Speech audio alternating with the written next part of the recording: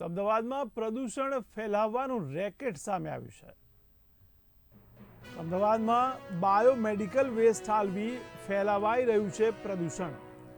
ત્યારે ચાંદખેડા વિસ્તારમાં આવેલ ઓડા પ્લોટમાં ઠલવાઈ રહ્યું છે બાયોમેડિકલ વેસ્ટ.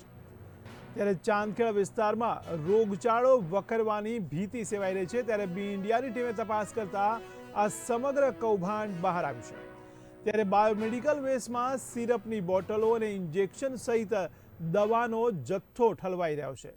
ત્યારે અમદાવાદમાં કોણ ફેલાવી રહ્યું છે ગંદકી, શું કરી રહ્યું છે તંત્ર?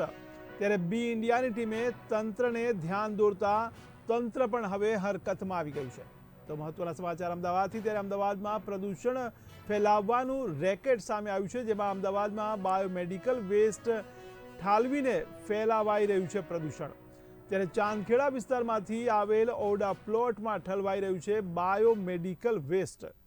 ત્યારે ચાંદખેડા વિસ્તારમાં રોગચાળો વકરવાની પણ ભીતિ સેવાઈ રહી છે. ત્યારે બી ઇન્ડિયાની ટીમે તપાસ કરતા આ સમગ્ર કાંડ બહાર આવ્યું છે.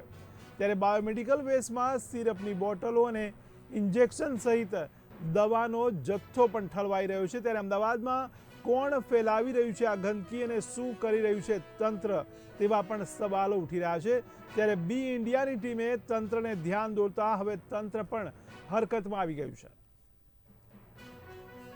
તો મહત્વના સમાચાર અમદાવાદથી કહી શકાય. ત્યારે અમદાવાદમાં પ્રદૂષણ ફેલાવવાનું રેકેટ સામે આવ્યું છે, જેમાં બાયોમેડિકલ વેસ્ટ ઠાલવી ફેલાવાઈ રહ્યું છે પ્રદૂષણ.